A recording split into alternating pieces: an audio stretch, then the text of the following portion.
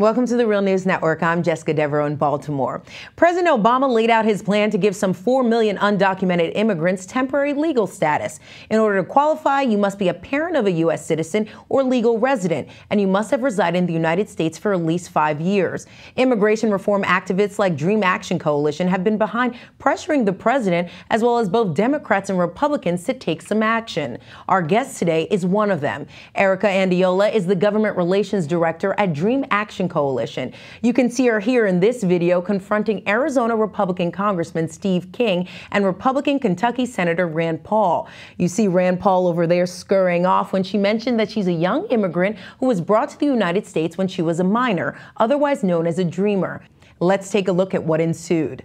Parties are using me and every dreamer as a tool. Yeah, please don't do that.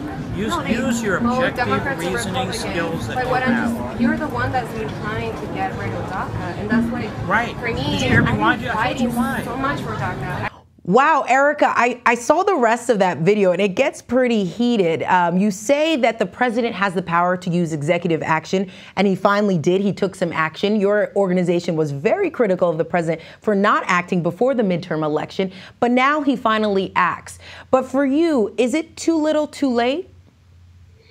Yeah, well, first of all, thank you for having me. And yeah, I mean, we're really happy, and I think for us, is sometimes surreal to think, right? The community, the grassroots, the folks who were pushing for this for so many years have actually, being able to accomplish this, which is 5 million people, almost 5 million people who are going to be helped, and many other different policy changes that happened. But at the same time, we know that we've asked the president to go bold, to go big, and this is not necessarily going as big as he could have. Unfortunately, some folks were left out. Unfortunately, people like my own mom, right, was left out of this announcement. And for us, it's really just one more step. It's a partial victory, and we're really happy about it. But we also part of us is really saddened to know that there's going to be about 7 million people who were left behind and who we have to continue to fight for. You mentioned your mom being one of those people being left behind. Why is that? Yeah, so unfortunately, parents of dreamers only, meaning that we have no siblings who are U.S. citizens or residents, are not included in this relief. So unfortunately, my mom doesn't have any other children who are citizens or residents, and she, even though she worked so hard, she also fought with me alongside, many other undocumented mothers who were in this fight. Were not able to qualify because of the same reason, right? They don't have any children here born in the U.S. or being residents. So why do you think the president is doing this now, Erika? I mean, some advocates for immigration reform have called the president's record on immigration really dismal, sort of deporter-in-chief, since he's deported more than 2 million immigrants, which is more than any U.S. president in history. Is this all about courting the Latino vote?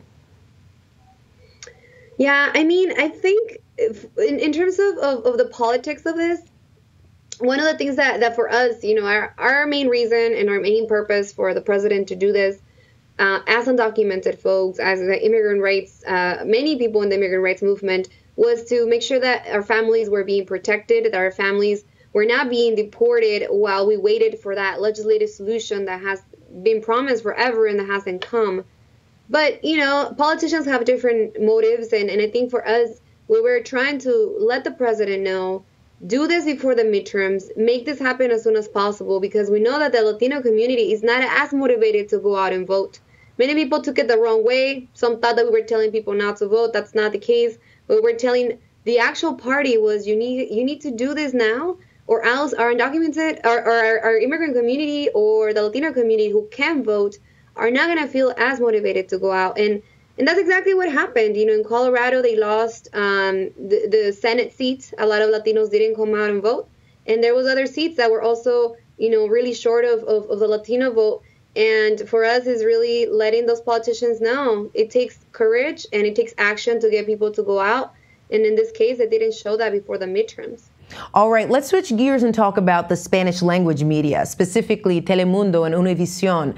What has been their coverage like of this executive action by the president? Yeah, I think that some of those that media is, it's important in terms of getting the word out of what this is, making sure that people are not getting caught up into fraud, that they know exactly what they're supposed to be applying for. But at the same time, we always got to make sure that we're skeptical about sometimes who's speaking and who's specifically speaking for the undocumented community. I think in many instances, it's not necessarily those who actually pushed for this to happen. Those people who were blocking buses full of people being deported, those who were getting arrested, those who were really putting their bodies out there in the middle of this battle. They're not necessarily being portrayed in those sometimes in those outlets, right? So I think for us it's important that happens, because we have a fight ahead, and many times we need those voices of those people who are actually affected and those who are actually in the middle of this whole battle, to continue having that that voice in that media, and many times are not necessarily there. Erika, I want to present the counter argument. Of course, people always bring up the issue of legality.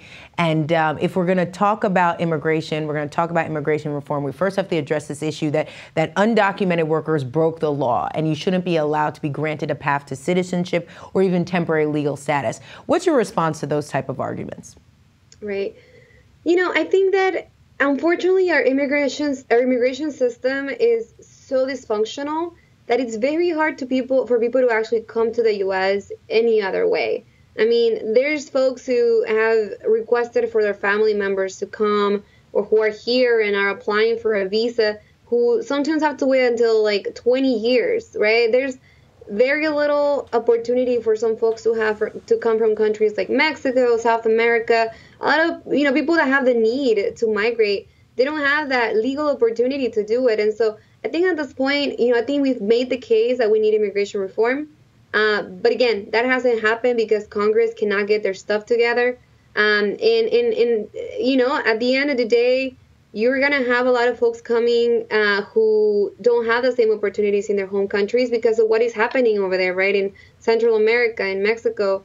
And all we got to do is really try to figure out a way to open those opportunities for folks like that, like my family, right? We came and yes, perhaps we came through the border. We didn't have a visa, but once we were here, we gave so much back to the community, and now we're just really asking for an opportunity because otherwise there's no other way to do it the right way. That doesn't really exist right now. Yeah, well, we kind of want to turn the corner and talk about what a possible right way would be, or some sort of solution here. For you, you mentioned how Congress has gridlocked any sort of legislation to really reform the immigration system. And people have been critical of the president's take and his executive action and saying that it's not really the solution. What do you see as a solution if we were to come up with a policy that honors the fact that we are allowed to have borders as a sovereign country, but also that we are human beings and we should have a humane system? What would policy look like to you, a fair and equitable immigration policy? Yeah, I think it's a very complicated issue. It's a huge system, and it's a very dysfunctional system that we got to fix from the roots. And many times it also involves a lot of foreign policy, right? And I think that many times people don't understand that our border right now, it's actually pretty secured. I mean, if you ask folks at the border, I mean, I live in Arizona. I live about 3 hours away, so we work a lot with border folks, and we realize that there's tons of border patrol. There's tons of different systems that the border is actually secure right now. The president has done a lot to secure the border through executive, powers in the past. But folks keep on focusing on that to be able to pass immigration reform. And for us, that shouldn't be the case, right? For us, there's so many more things that need to have focused, and specifically, right, how can we address and how can we work with other countries that right now need a lot more support, that need less militarization, that need, Central America is going through a lot of violence, and we're not going to stop having folks coming if they're fearful of being in their own countries. So there's so many things that we need to get done. But I think most of all, people need to realize the human side of it, and that, you're dealing with human beings. You're not dealing with numbers. You're not dealing with just people who can be kicked out of a country when they have roots here, when they have family, and when all they have is really dreams, right, to be here and do the best they can to survive. All right, Erika Andiola joining us from Phoenix, Arizona. I hope you come back and we get more of an update on how the Dream Action Coalition is doing out there on the streets and trying to push for further immigration reform. Thank you so much for joining us. Thank you so much for having me. And thank you for joining us on the Real News Network.